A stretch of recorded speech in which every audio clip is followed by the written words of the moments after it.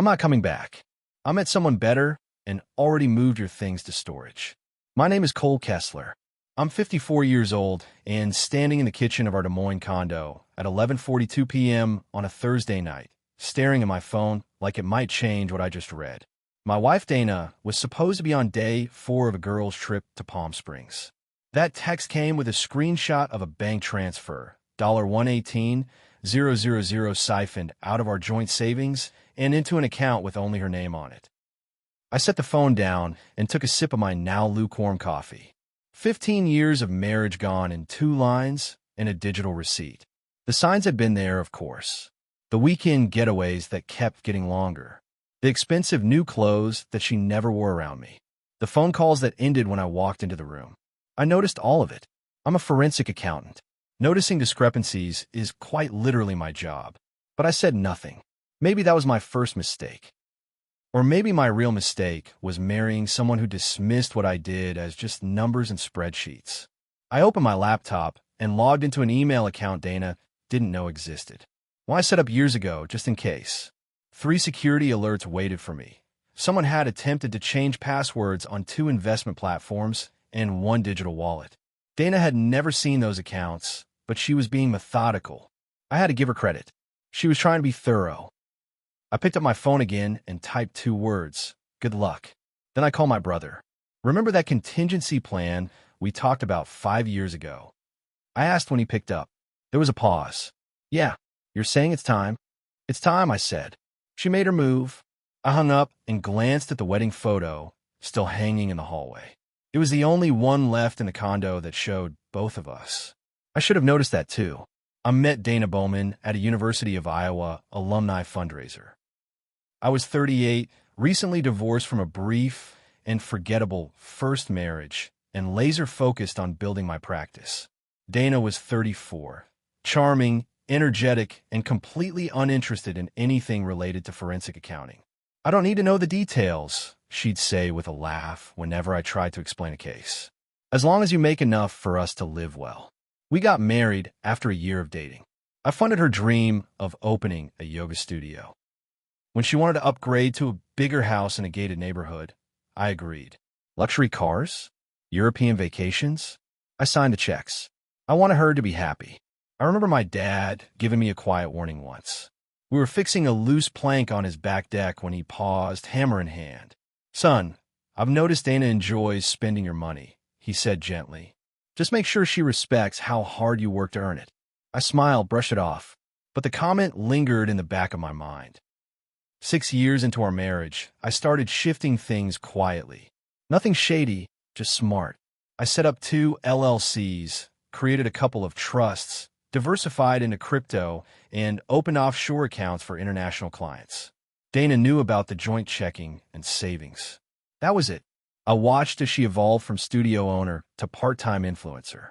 Her Instagram following climbed into the thousands. She started going on wellness retreats with her online community. At first, just for the weekend. Then a week at a time. You wouldn't enjoy it, she told me once. It's just yoga and juice bars. Last Christmas, she forgot my birthday entirely. When I mentioned it a few days later, she barely blinked. You didn't say anything about it, she said. I didn't correct her. Instead, I noted the date and moved more of my assets. I kept every receipt, every email. I ran my marriage like an audit, cold, detailed, exact. So when that text came tonight, I wasn't blindsided. Hurt, yes. But surprised? Not even close. I sat down at the kitchen counter, phone in one hand, staring at the glowing numbers from that transfer. $118,000. She'd taken what she thought was everything. But that account was always the bait. A decoy. She didn't know about the other accounts, the other protections. The condo, for example, technically owned by one of the LLCs. The same LLC she never asked about. The car, leased in the name of my practice. She could take the vacation bags and curated lifestyle, but the foundation was mine. I poured the rest of my coffee down the sink and opened a second browser tab. Time to activate the next step of the contingency plan. Dana thought she'd executed the perfect departure, but she didn't understand who she was married to.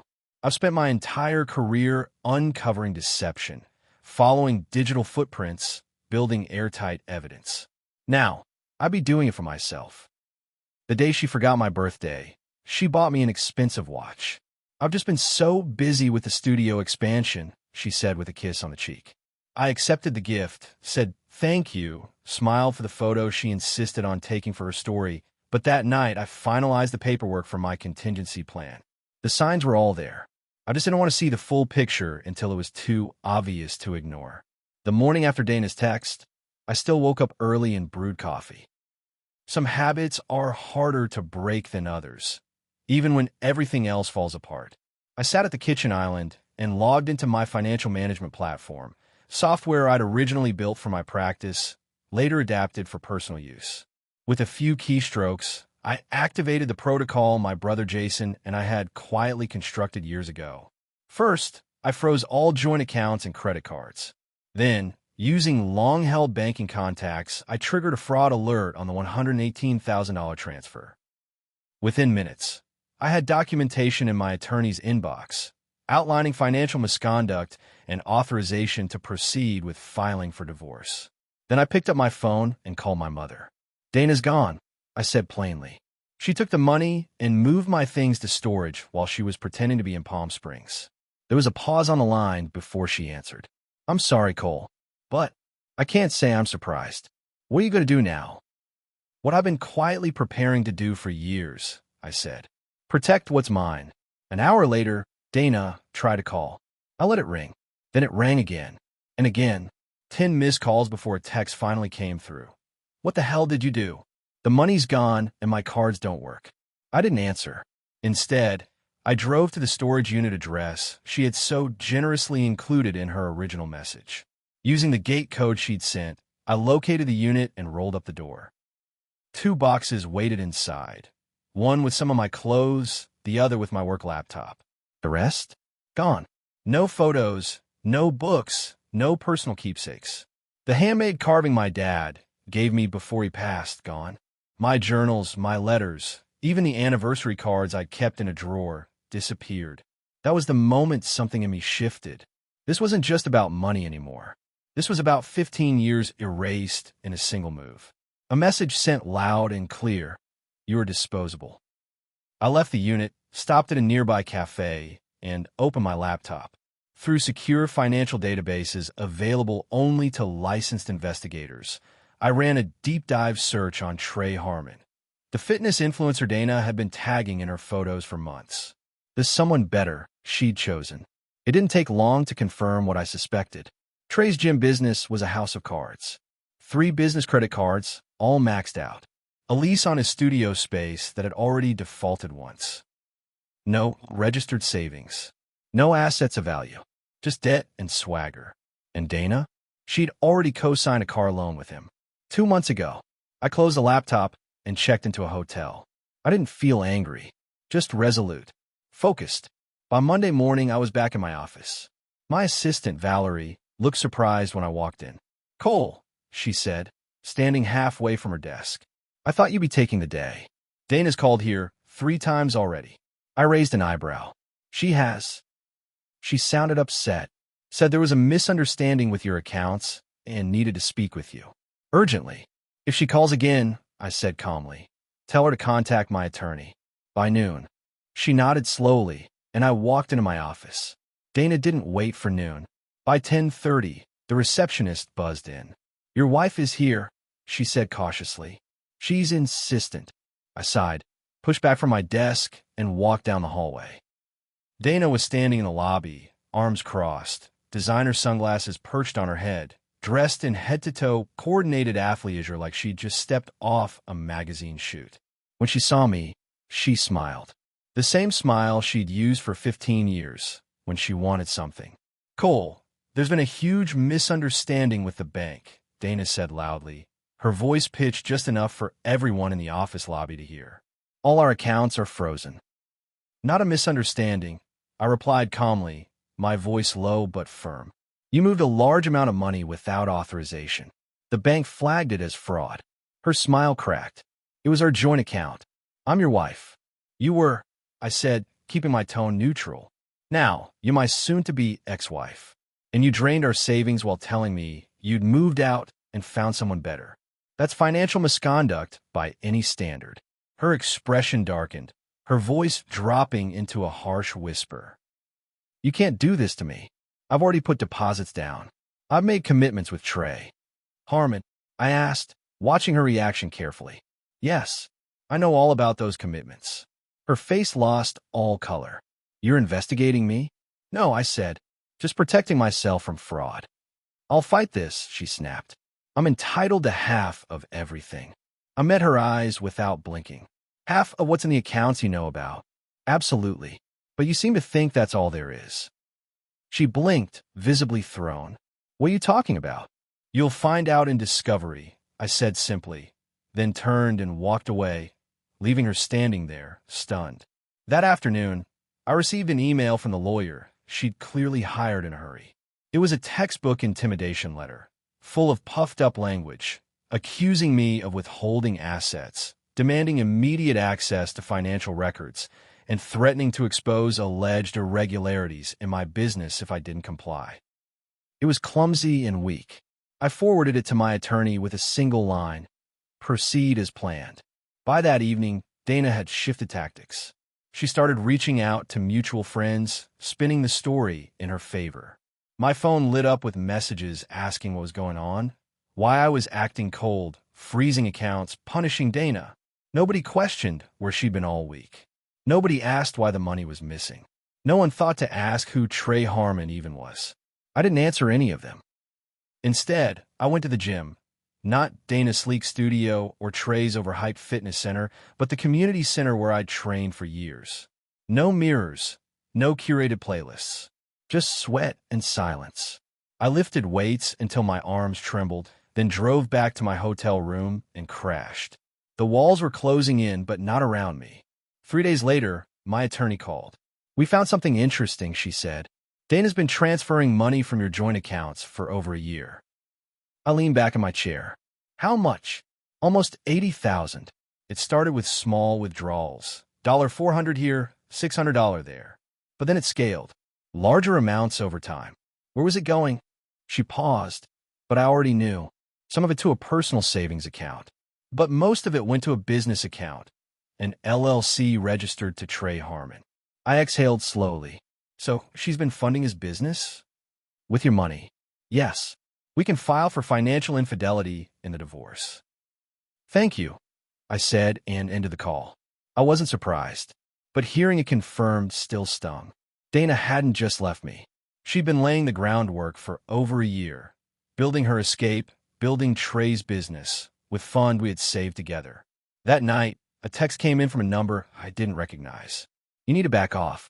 Dana deserves better than you. Don't make this uglier than it has to be. No name, but I didn't need one. Trey Harmon had entered the chat. Bold move. The next morning, I drove to Jason's house. My brother answered the door with a coffee in hand, raising an eyebrow as soon as he saw my face. Let me guess, Trey finally made contact. I held up my phone. Last night. Wonderful, he muttered, stepping aside to let me in. Jason worked in cybersecurity. He consulted on corporate cases with me before. Background checks, digital footprints, forensic recovery. His skills were a perfect match for what I needed now. I need everything you can legally dig up on Harmon Fitness LLC, I said as I sat at his desk. Business records, loans, credit history, any co-signed documents if you can get them. Jason gave me a look. Legal channels only? Of course, I said. We're just connecting dots.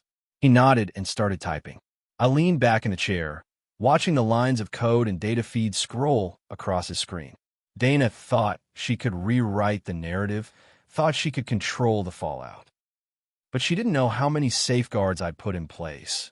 Not because I expected betrayal, but because I understood patterns. And Dana's behavior had long since become a pattern. I had no intention of dragging this out in public. I didn't need to ruin her reputation. But I would protect myself and everything I'd worked to build. She'd gambled everything on the assumption that I wouldn't fight back. She was wrong. Cole could connect public dots faster than most people even realized there were dots to connect. 3 hours later, thanks to Jason's relentless digging, we had our answer. Trey Harmon wasn't just in debt, he was drowning. His curated online life was a mask for a crumbling business. The sleek equipment, the planned expansion, the flashy events, they were all financed through high-risk loans and, more recently, Dana's increasingly desperate investments. But there was something else. Something Dana couldn't have possibly known. "Check this out," Jason said, spinning his monitor toward me. Harmon applied for a small business loan 4 months ago. Used gym equipment as collateral. I leaned in. "Standard."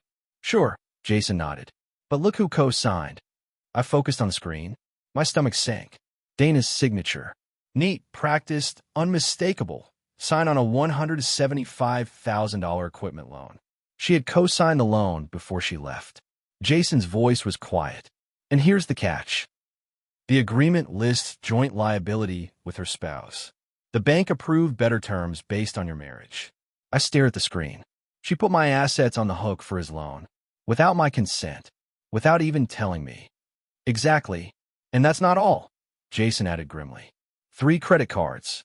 A new commercial lease. A car loan. Every one of them under Dana's name. With her using your combined marital assets as security. I got up and walked to the window. Outside, kids played in the neighbor's yard. Carefree. Unaware that adults build whole disasters with nothing but a pen and a lie. "She has no idea what she's done," I said finally. "And neither does he." The next morning, I sat across from my attorney with a thick folder of documents on the desk between us. "I want to act fast," I said, "before they realize what's coming." She scanned the paperwork, flipping through Dana's signatures, bank approvals, security agreements. "The loan fraud alone is enough. We'll file for emergency asset protection by noon. That should freeze everything until the divorce is finalized." I nodded. "Good."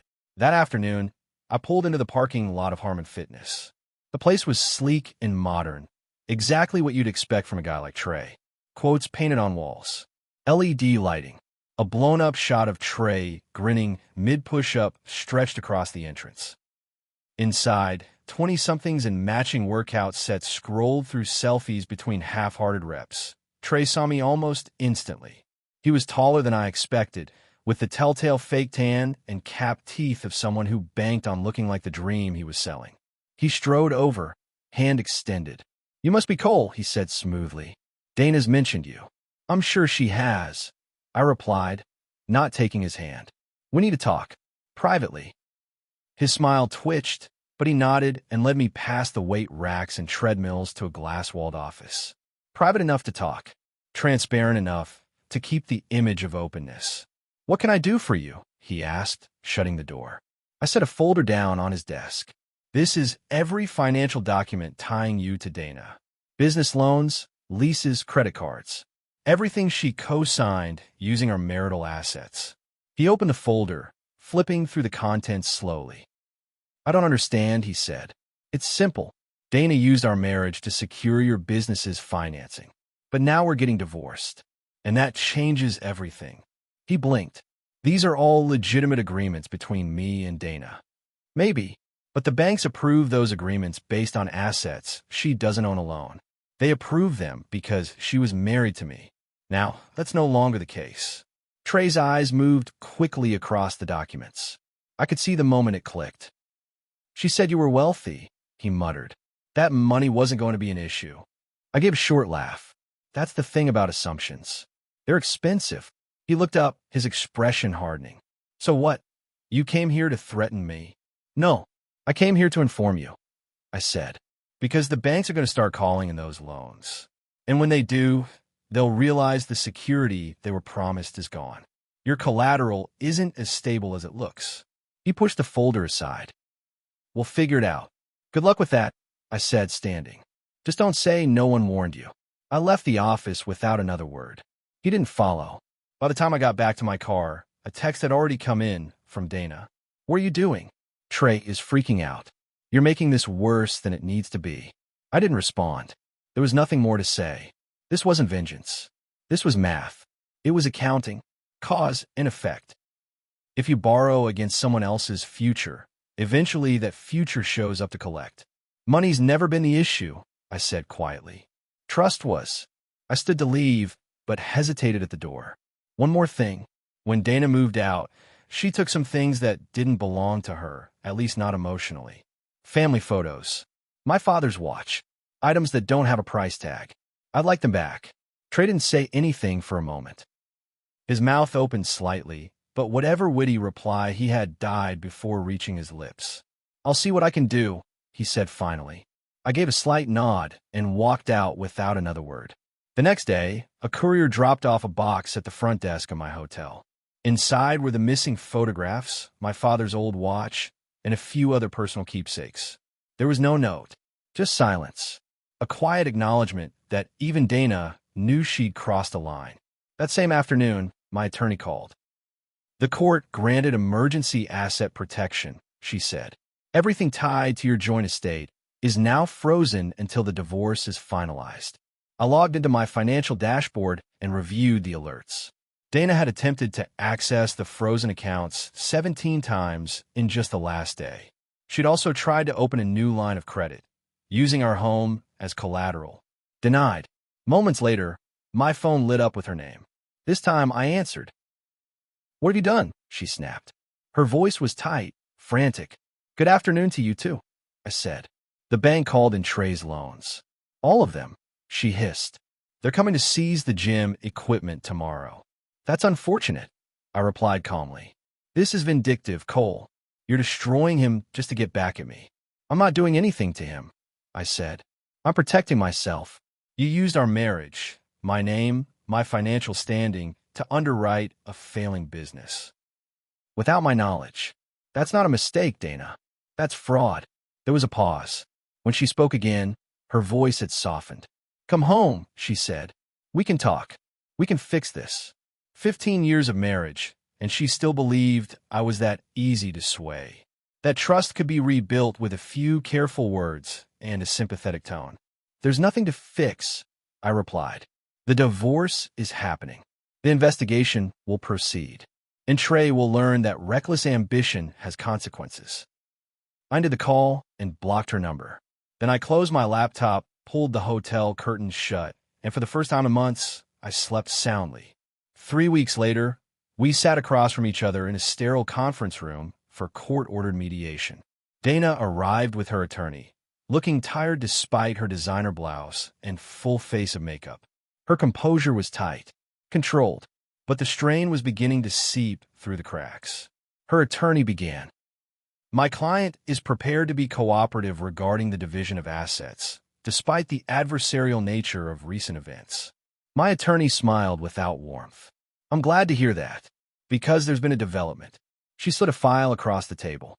Dana's attorney picked it up, flipped through the pages, and visibly blanched. The bank has concluded its fraud investigation, my attorney said. They've confirmed that Dana forged Cole's signature on several financial documents. Loans, lease agreements, credit lines, all leveraging marital assets, all without Mr. Kessler's consent. Dana's attorney looked up, eyes scanning my face. We'll need time to review this. Of course, my attorney replied. But you should also know, the bank has already referred the matter to the district attorney. This meeting is a courtesy. Criminal charges are likely to follow. Dana's eyes widened, and for the first time, I saw real fear. Criminal charges? She said, almost breathless. Cole, you can't be serious.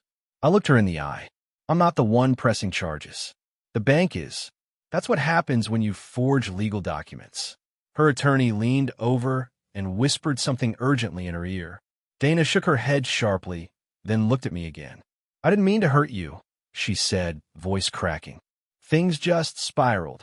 My expression didn't change. I'd heard that tone before.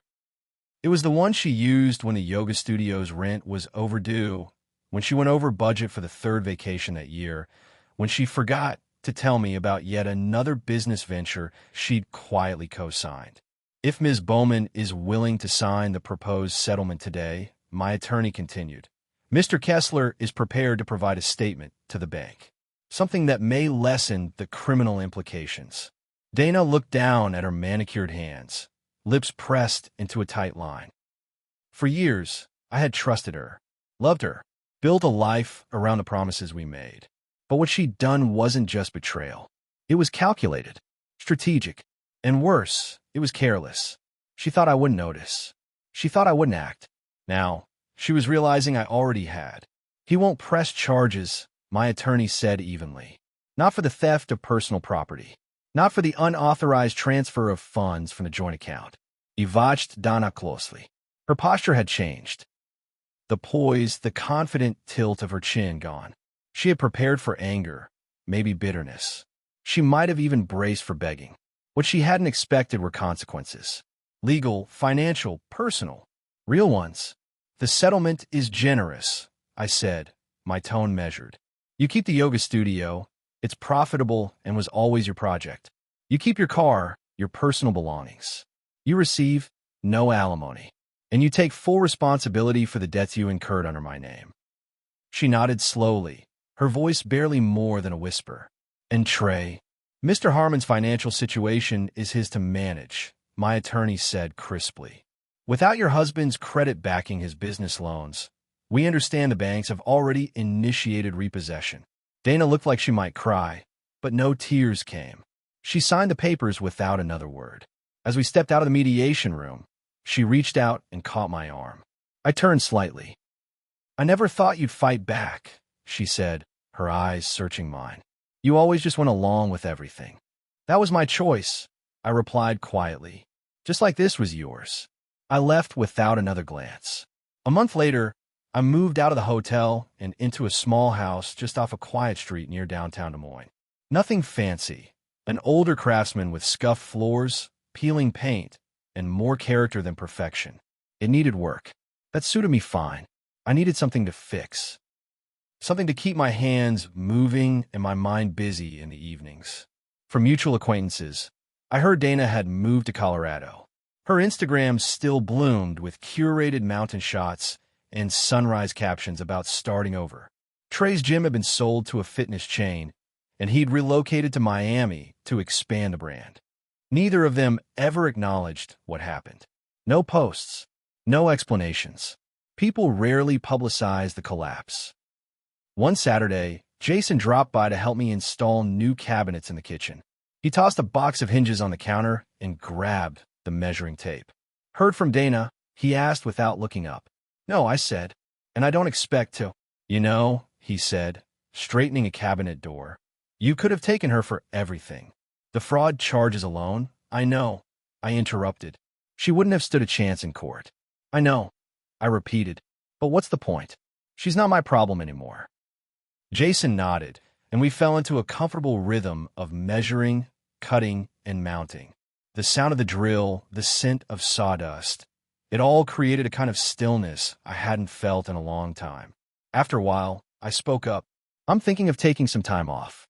Drive up to Minnesota. Spend a week or two at the cabin. Jason looked over, surprised. You haven't been there since Dad died. I know. He liked that, Jason said. He always said that place was where he could actually hear himself think. That evening, after Jason left, I sat on the back porch with a glass of bourbon. The neighborhood was quiet. No luxury sedans, no landscaped roundabouts, no HOA newsletters. Just the distant bark of a dog, the laugh of a kid riding past on a squeaky bike, a breeze moving through trees. Different from the gated community Dana had insisted we live in. More real. I sat there thinking about the last 15 years. About all the ways I had made myself small to keep the peace. The signs I'd seen but refused to name. The slow erosion of who I was, disguised as compromise. And how, when the moment came, I hadn't panicked. I'd prepared. Some part of me had always known this day would come.